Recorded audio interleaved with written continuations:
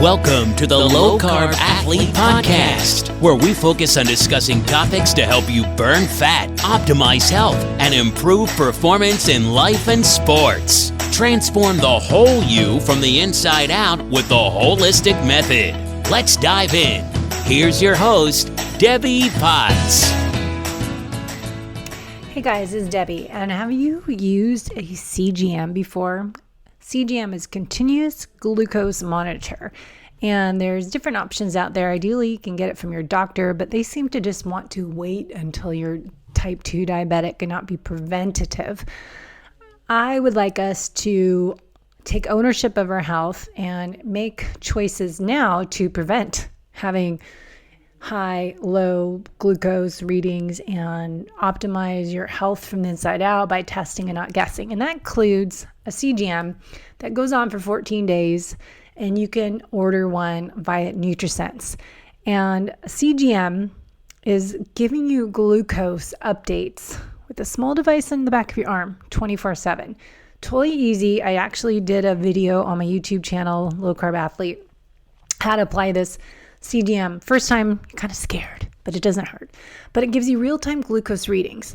Glucose response to meals. You'll learn about what foods are reactive to you, and that could be a healthy food that you think is great, but it could raise your glucose.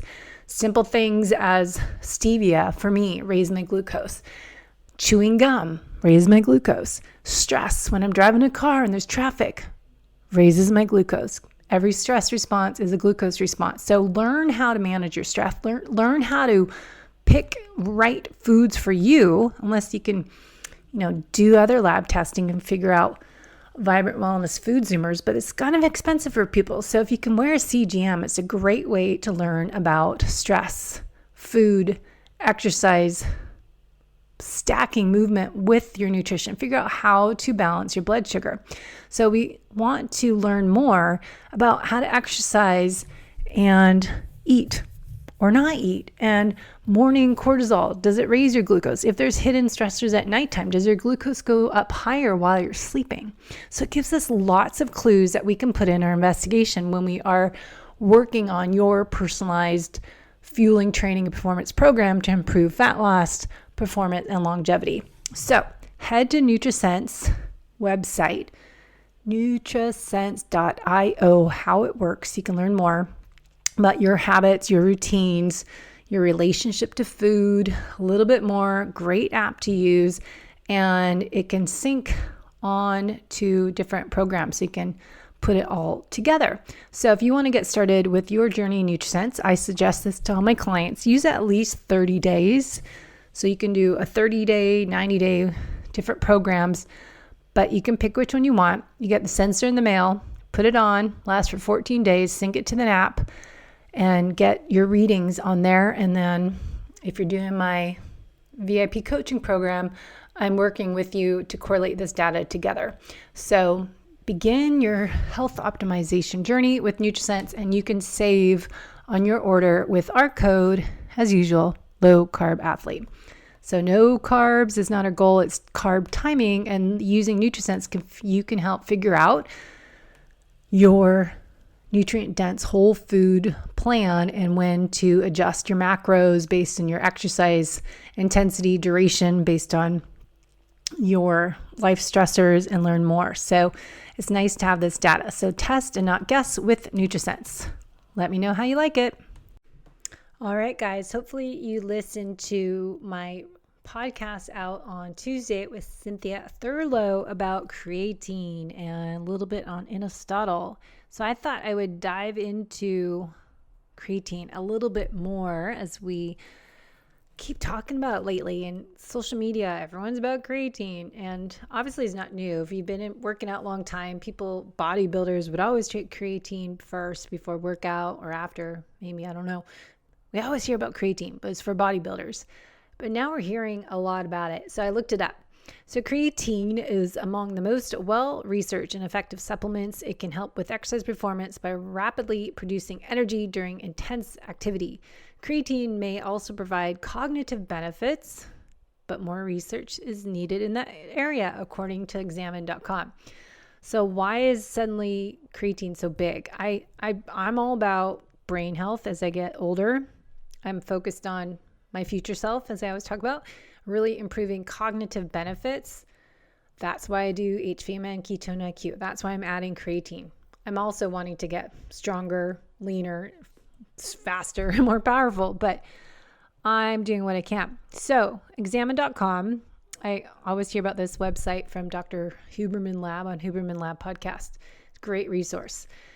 They say on examine.com, creatine is a molecule that is produced in the body from amino acids. It's primarily made in the liver and to a lesser extent in the kidneys and pancreas. Creatine stores high energy phosphate groups in the form of phosphocreatine. These phosphate groups are donated to ADP to regenerate it into ATP, the primary energy carrier in the body. This role of energy production is particularly relevant under conditions of high energy demand as intense physical or mental activity. So your HIIT training workouts, short intensity workouts, more powerlifting, creatine. You hear that? Phosphocreatine. We need energy. So creatine can be found in animal-based foods, which is why a high-fat carnivore diet is so popular. It has all the nutrients you need, especially if you will eat the organ meat that I don't want to eat, but animal-based foods and specifically meat and fish. So athletes commonly take creatine in powder or capsule form.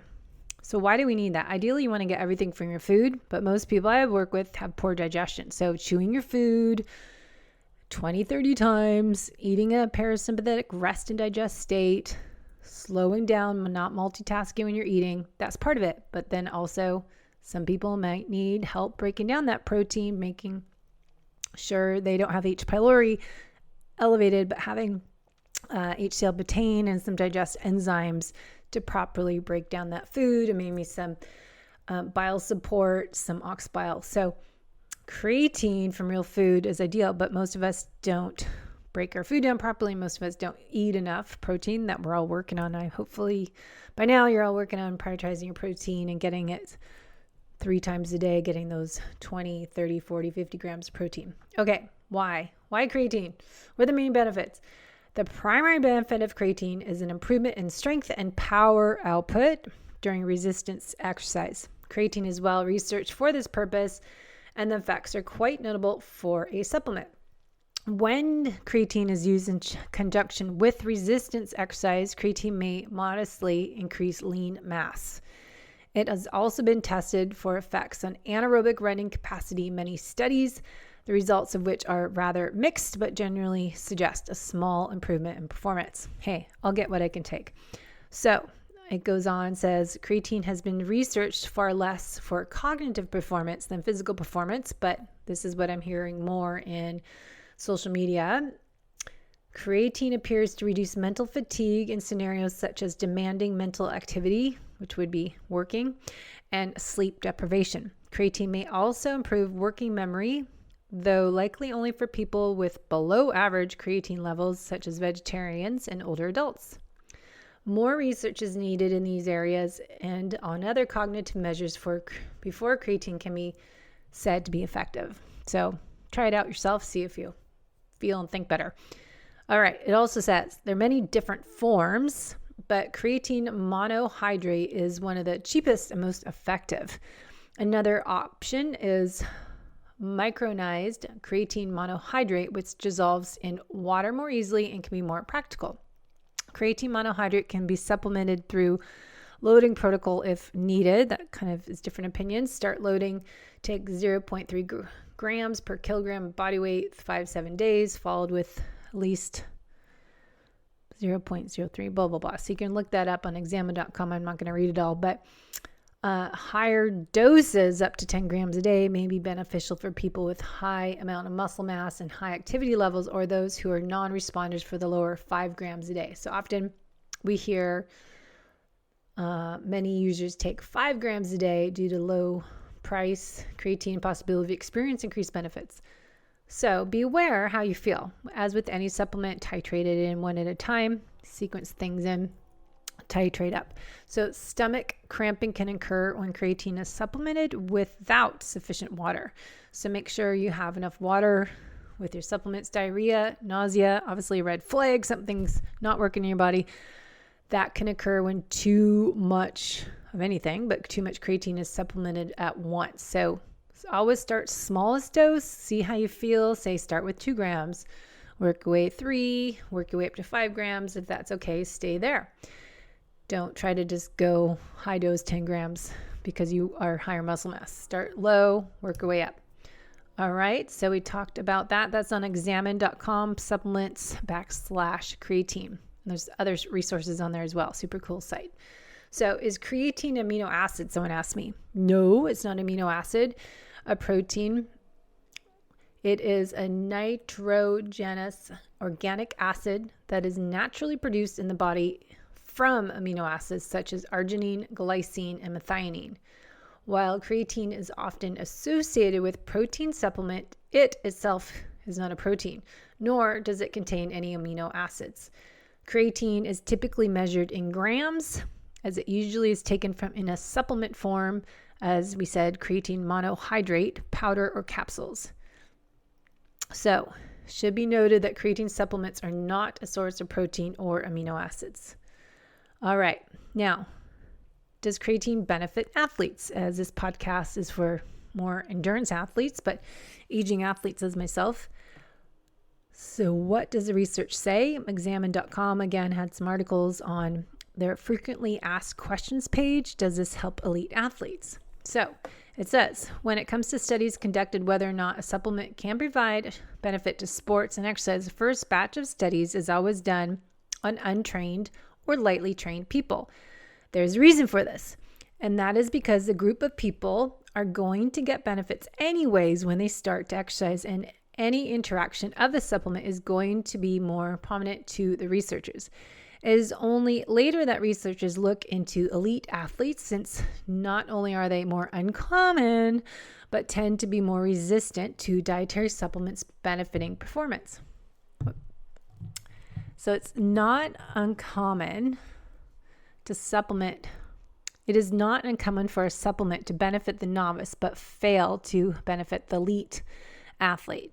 So does creatine, the king of supplements to help build muscle, fall into this category? So it shows some benefits in athletes considered on elite level, as they found in some research studies in soccer, volleyball, wrestling, swimming, and other researches have been done on athletes. They said there are a few times where creatine supplementation does not benefit elite athletes. However, usually measurements that aren't related to bursts of power. Finally, it does seem to show that the magnitude of benefit is decreased with studies in elite athletes noting minor anti-fatigue effects and increase in strength, which is in contrast to supplementation promoting large strength gains in the novice athletes. So again, find out for yourself. So Cynthia, we chatted about this. Creatine, just to review, it's a natural occurring compound found in your body's muscles and brain. As with most natural occurring elements, the production decreases as we age. So think about collagen as well. We need to take proactive measures to add what our body needs in effort to continue to thrive and feel good in our bodies, which is what I'm focused on. Improve your future self. So how does this work? Creatine is an amino acid that helps create ATP. Now it just said it's not an amino acid, but this says creatine helps create ATP. We know that. It helps deliver energy to our mitochondria, the powerhouses in our cells, positively impacting lean muscle strength and brain cognition. It is naturally found in animal products, but it can be damaged by cooking. So this is why supplementation is beneficial. So Cynthia's creatine that she's put together with her labeling is monohydrate. It's a pure form of creatine that the body can use easily. So we want to go back to what I researched. Creatine, is it amino acid and doesn't contain amino acid. It's not a protein. It's a nitrogenous organic acid that is naturally produced in the body from amino acids, from arginine, glycine, and methionine. So it's created from amino acids. So remember that. Creatine monohydrate are not a source of protein or amino acid, but helps create energy for those short burst workouts. So let's go into how it works and who needs it. So who needs it? Everyone, aging women, and Cynthia focuses on more female menstruating women, perimenopause, menopause, but vegetarians really need this. Take supplements because you're not getting animal meat, so they're not getting as much collagen and creatine and all the L-carnitine and B vitamins. It's really hard to get all your nutrition from being vegan. And so those in plant-based diets may need to supplement with creatine and L-carnitine and essential amino acids if they're not eating it from their food, getting it from their food. So they might need a little bit more. If you're on a plant-based diet, you might need to more supplementation or just start eating meat. So gender differences, creatine characteristics vary between males and females. Females have 70 to 80% lower endogenous creatine stores than men.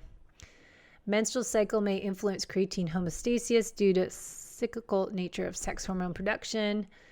Age-related decrease in estrogen and perimenopause in menopausal women contributes to loss of bone and muscle mass, we call sarcopenia, as well as strength, and lower estrogen contributes to inflammation and oxidative stress and may impact muscle protein synthesis. So the creatine, supplementing with creatine, has been shown to be a potential countermeasure to help middle-age decreases we find in muscle, bone, and strength combined with strength training. So creatine supplementation, as I said on another show, with whey protein, if you can do whey or beef protein or bone broth protein, post-workout might be good. And having that strength training part of your weekly routine, 2 to 4 times a week, you need to do the heavy lifting. As I said, brain health is a focus as I get older. I really want to look at my genetics and help with my lifestyle habits. Create epigenetics are going to be more important, right? So brain health, optimizing brain health is huge motivator for me. So what can I do? So brain health can be impacted by lifestyle choices, nutrition, physical activity are big ones. Creatine can help an important role in brain health and function, specifically areas of the brain that impact cognition, attention, and memory is in the frontal cortex. The brain is one of the major organs for energy production in our bodies, which is why adequate creatine stores can be instrumental to support brain health and cognitive performance. As we age, our stored creatine levels tend to decrease, as we know. There's more research to support creatine supplementation may aid in increasing dopamine levels, that feel-good hormone, and improve mitochondria function, which I'm always on a mission to improve my mitochondria. And third part here, muscle health benefits. So the creatine increases strength, power, and athletic performance without changes in body weight. Supplementation with creatine monohydrate can help increase your muscles. Creatine stores as phosphocreatine, which, as we already went over, directly impacts ATP production energy, which allows you to produce more ATP and can help with exercise performance, and thus helps with a lean body mass, body composition. So supports muscle mass, supports cognition. Those are key benefits from my aging routine. There's also a video I found with Thomas DeLauer. Of course, he has a video on everything on YouTube and has millions of followers. He talks about what is creatine, what does creatine do, what are the benefits supplementing with creatine, how can creatine help with workout performance and muscle growth, how much you should take, and most of creatine is stored in muscle and fast twitch muscle fibers. Then Dr. Stacy Sims just came out with an article on creatine. So everyone's talking about creatine. I know Mike Muscle is talking about it. I keep seeing it everywhere. So why do females for sure need this even more than men? Here's what Stacy Sims' article said. Creatine for strength and performance. Creatine is a natural occurring substance in your muscle cells. See repetition, you'll learn this. Keep saying the same thing. Creatine is a naturally occurring substance found in your muscle cells that helps them produce energy during high intensity exercise and heavy lifting.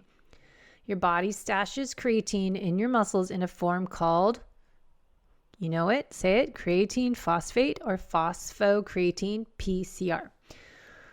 When you need to generate extra force, like a deadlift PR or high intensity sprint, that 10-20 second sprint all out, your body separates the phosphate molecule from the rest of the compound, which is used to create a muscle powering energy molecule known as ATP.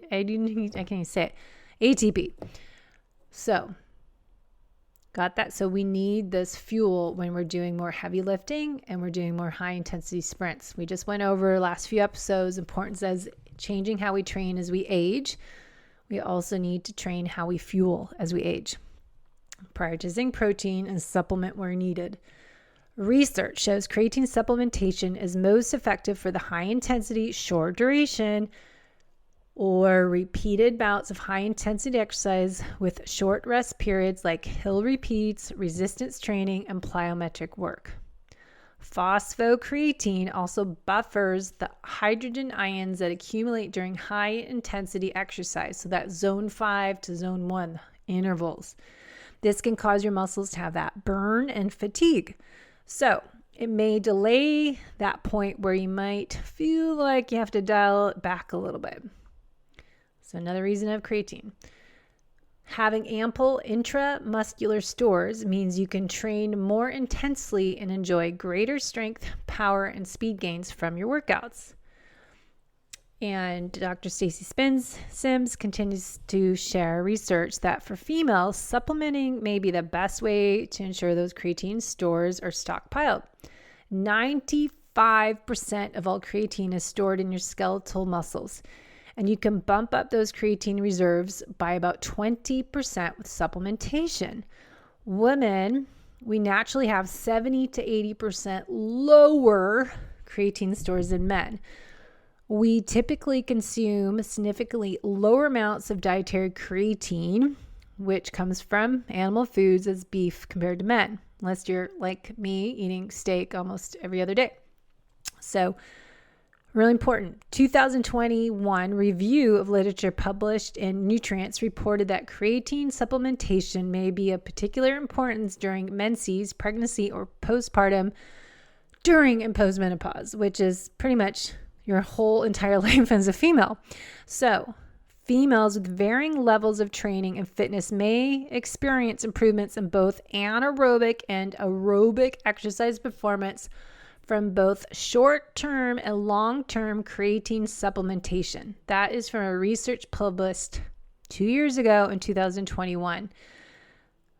So, women, us female athletes, we need supplement, I think. Get your grass-fed meat, and then I think stack this with a whey protein shake and have it post-workout or before.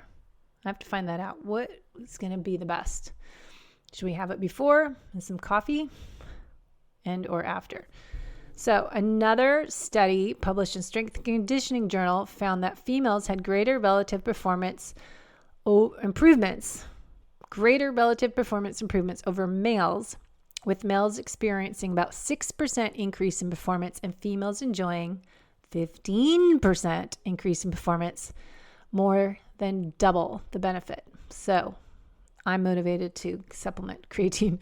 Creatine for brain benefits. Also, a 2021 study that was published in the Nutrient Journal reported that creatine had positive effects on mood and cognition and may even be more effective for females supporting brain health, which is obviously essential and useful for us aging female athletes, menopausal. So we female athletes are more susceptible to increased inflammation. So this can help. The review also included depression research indicating that women with major depressive disorder who tried antidepressants with 5 grams of creatine responded twice as fast and experienced remission of depression at twice the rate of women who just took the antidepressant. Wow. It can be helpful for mood swings during menstrual cycle with increase of estrogen and progesterone in the luteal phase. Your body needs more creatine to help with the hormone-mediated neurotransmitter changes, which may affect your mood. So, another reason to take creatine, supplementing during these times that you need it more. So, increase of estrogen and progesterone in your luteal phase. So that's post-ovulation. So day 14, the second half of your cycle, make sure you're taking that creatine and eating more grass-fed meat. So how do you supplement creatine? So Dr. Stacy Sims' blog that she put out says, your liver, pancreas, and kidneys naturally produce 1 gram of creatine per day. Your body uses about 2 grams a day. So do the math. You have to make up the difference by either eating more animal proteins as red meat and seafood, or getting it through supplementation with creatine, as creatine monohydrate seems to be the most effective. Stacy Sims looked at Create Pure from Momentous Creatine Products, and it was tested for banned substances. It's vegan and most studied product on the market. There's obviously Cynthia Thurlow's product, and we looked at Brad's new creatine in his whey protein mix. There's also Keon. You can look up their supplementation with creatine as well, plus 20% off with our low carb athlete discount code. So when do you have it? Let's look into that. You can mix it into smoothie, recovery drink. You won't notice. Traditionally, athletes supplementing with creatine would go through loading phase, as we talked about earlier. I think that's kind of the old school way of less than 20 grams a day for six days. This strategy is associated with early stage water retention the first 3 days, and then lower doses, 2 to 5 grams over time, do not show changes in total body mass, just shifts in fluid distribution. So just beware if you start to do a loading phase, you might have a little bit more water retention. All right, there's also, of course, YouTube videos if you want to learn more on the creatine molecular pathway. I found some videos on there. You can find on my blog. And then let's look at what Keon says, because obviously I've worked with Keon for a while and Ben Greenfield Coaching. Their website talks about creatine as one of the most well-studied performance supplements. Thousands of studies backing up its benefits for muscle growth, athletic performance, and recovery. Creatine, again, I'll say this again because you're going to remember everything if I repeat it. Huberman Lab taught me this too. So creatine works by supplying muscles with a quick source of energy, especially during short bursts, high intensity exercise. When you combine creatine with resistance training, creatine supplementation with the strength training has shown to increase muscle strength and weightlifting performance. Creatine is commonly used for performance athletes for these benefits, but now we know we all need it, especially women and aging athletes. Creatine is an essential nutrient. Vegans, vegetarians, and older adults can probably benefit it from even more as us females. Plant-based eaters often miss out on the creatine, since most of these, as we found out, creatine is found in animal products. So adding creatine to a plant-based diet as essential amino acids is really helpful for performance, but looking at improving working memory and intelligence. And that is another reason vegans, vegetarians, you got to watch out. I have been vegetarian and I eat meat now, but it's really hard to get all your nutrients. So additionally, fatigue and muscle loss are unfortunate realities of aging that many older adults struggle with, as I watched my dad pass away last year and then helping my mom live another 10 years or so.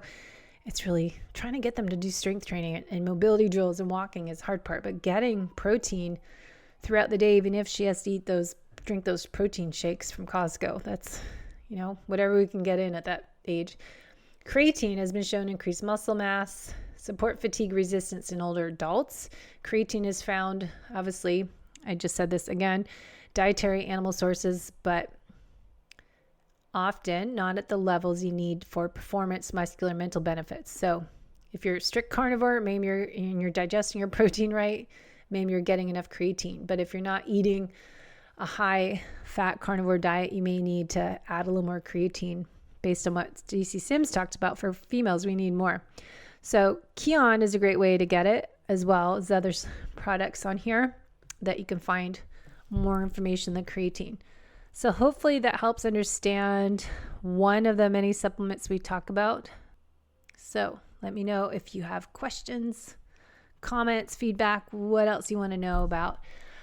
I think we'll add in here what amount and when to take it for your workout performance. So when should you take creatine?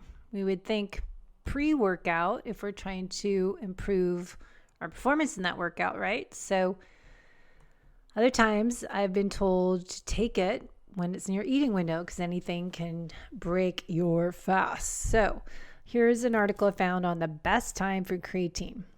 So we know why to take it for exercise performance, muscular health, as well as possible neurological benefits as improved mental performance in the elderly. I don't know when you become elderly, over 50, I'm getting older. So studies have shown that creatine can increase strength gains from weight training program on 5 to 10% on average. So during pre-workout, maybe this is more beneficial. If you want to increase muscle strength, promote overall health, supplement to look into pre-workout. So it goes into supplementing on days you exercise. If you take it shortly before you exercise, shortly after you exercise, or just sometime around your workout, or split it up in a daily dose, take it throughout the day as Brad's creatine in his whey protein. It's 3 grams, or most people, as I said, not everyone can do whey, so maybe having something separate, your protein powder that works for you, and creatine. Or I found some amino acids and put the creatine in there. I don't know. Stacking things is always what I try to experiment with, see if it bothers my stomach or not. But is it best to do it before or after exercise? That's what we want to look for. So the article goes into researchers have looked into the best time to take creatine. One study examined whether it was more effective for adult men to consume 5 grams of creatine before or after exercise. During the 4-week study, participants weight trained 5 days per week and took creatine either before or during. At the end of the study, increases in lean mass and strength were seen in the group that took creatine after exercise.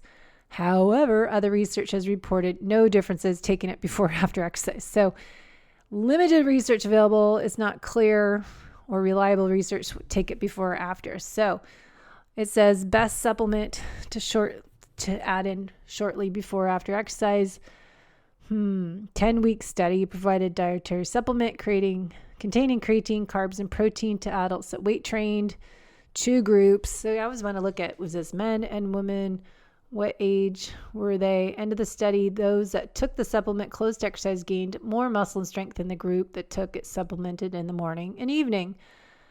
Based on the research, it may be better to take creatine close to exercise rather than other times of the day. So you could take the whole dose after you exercise, split the dose, taking half of it before exercise and another half afterwards. Summary, the best time to take creatine isn't entirely clear, but it's likely beneficial to take it close to the time when you exercise. Should you take creatine on a rest day? Supplement timing on rest days is much less important than exercise days. Well, I think protein is important on recovery days because that's when you're repairing and rebuilding. So you have to make sure you're eating the right foods on your recovery days because that's when you need it to repair. So this article says when starting to supplement with creatine, a loading phase, blah, blah, blah. I think that's kind of old school. 20 grams for about 5 days. This quickly increases creatine content of your muscle over several days and then lower down to 3 to 5 grams. So if you're taking a maintenance dose, the purpose of supplementing on rest days is simply to maintain the high level of creatine in your muscles. Overall, it probably doesn't make a big difference when you take the dose. So do you take it with food or not a food? When you take creatine on rest days, timing is probably less important than on days you exercise.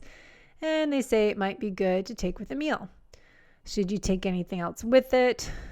Should you have some carbs post-workout, pre-workout? I think it depends on the intensity of your workout, right? So sometimes it's just testing yourself. These research studies are based on a group of people, come up with a summary, research findings. Carbs may help. Good strategy. Take creatine when you eat a meal containing carbs and protein. And finding if you should take this before or after workout, they don't really say. On workout days, research shows that it's better to take creatine shortly before or after rather than a long before or after. I don't know. I don't really find any great articles on this. So I would think looking at Keto Gains, they have their shake. We used to talk about the coffee drink pre-workout for you're doing more higher intensity workouts and more intense bodybuilding type of workout for strength and power. So remember, ATP is used for the exercises. Creatine is what you need to use for energy for strength and power-based exercise, right? So if you're doing a short duration under 30 seconds, perform under very high intensity, that's where you need creatine as the fuel, right? And so a 6-week study here found that creatine helped add 15% increase in weight to a 1 rep max bicep curl. A weight training study found that creatine increased maximum squat and bench press strength. Same study reported 20% increase in testosterone levels in creatine group compared to only 5% in the group not taking creatine. And this is college football players. Creatine improved 6-second sprint performance total workout during the strength training. So they improved with the creatine. Another study tested explosive power and weightlifting strength, finding that creatine helped improve explosive jumps and number of repetitions for bench press. So just having that creatine stored in your muscles, having it topped off for when you do need it, might be beneficial. Also, some research on creatine endurance exercise. And the article says, while creatine is beneficial for short duration, high intensity exercise, research shows that it has fewer benefits for lower intensity endurance exercises, zone 2 or MAF training. One cycling study compared creatine's effects during both high and low intensity exercise, finding it only improved high intensity performance. A large review of the research found improvements in a short duration work, but less of benefit for endurance exercise. So, summary, the current short-term research suggests creatine supplements provide little or no benefit direct to endurance performance. So, what do? I think, as we know, aging athletes, we should do less chronic cardio, long endurance training, and add in more days of short workouts with some high all-out intensity sprints. And that's when it'd be beneficial to take your creatine and obviously get more higher protein intake, that 1 gram of protein for ideal body weight. Spread that protein out, but getting your creatine from the animal meat, that will help for heavy lifting days and your sprint days. So creatine supplements can increase muscle creatine stores 10 to 40% depending on you and your current levels. If you have low stores, you may find more noticeable improvements. So loading phase is the fastest way to maximize the amount of creatine in those muscles. So try it out. Keep reading it. So maybe it's still good to do 20 to 25 grams of creatine per day in 5-gram doses for 5 to 7 days, and then followed by maintenance of 3 to 5 grams per day. So some research shown that creatine absorption may be improved with protein or carbs, so taking it with the meal may be best. So summary, take creatine, 3 to 5 grams, creatine monohydrate daily. You can maximize your muscle creatine content by loading with 20 grams per day for the first 5 days. So try it out. I'm obviously not a doctor or an expert, just putting together this research for you to help figure out if a supplement is beneficial for you. When is it best to take it? Because there's timing of everything and when to get the right dosage and the right absorption and get the right benefit from your workout, right? So mental strength and physical strength. So bottom line, creatine, it's lots of research on it. Creatine monohydrate is what's most studied. Typical dose is 3 to 5 grams per day, but you can take, as we said, 20 grams for 5 days to rapidly elevate your muscle creatine stores. In high-intensity exercise, creatine can improve performance up to 15%, but it can also help you gain muscle and strength. Creatine has little or no benefit for lower-intensity endurance exercise, but may be beneficial if you include high-intensity exercise in your training. And this didn't go into as much on the mental benefits, but that's where I'm into more the cognitive benefits from here. So athletic performance and mental performance. I think this is a good one to add in, sequence in, and figure out your best timing based on how you feel. Again, N=1 experiment. Try it out. Try not having it and compare. So do your own study, figure out what works best for you, and hopefully you are changing how you train, doing your short, high-intensity interval training, 20, 30 seconds all out a few times a week when you have great recovery scores, when you have a good, deep recovery sleep, when you have less stress, when you have better heart rate variability scores. So don't try to do a hard, high-intensity workout when you feel like crap. I know that sounds logical, but most athletes are driven, ambitious overachievers that they push past fatigue and ignore those red flags. Trust me, it does not lead to good outcomes. So listen to your body, track with all your stuff you're using, your Oura, your Whoop, your Apple Watch, your Garmin, but use that data and know when to do your high intensity workouts when you feel your best. And then females with the cycle, you can time that around day 10 to 20 might be like optimal days in there to do some hard workouts. So check it out. Creatine, Synthit Thurlow, Keon, Brad. Check it out. Low Carb Athlete discount code. Let me know what you discover if you're trying to boost your athletic performance, your strength, and your power and your speed. As myself, as I get older, I want to get stronger and leaner and faster. So join me in changing how you train, how you fuel, and how you recover by doing things a little differently. Don't try to do the same routine you used to do. All right? Mix it up. Variety is the spice of life. Thanks for listening to the Low Carb Athlete Podcast. If you have any questions, feedback, or topic suggestions, let us know on Facebook or at debbiepotts.net. You can help us to continue to grow by leaving a review on iTunes. Thanks again, and we'll see you next time.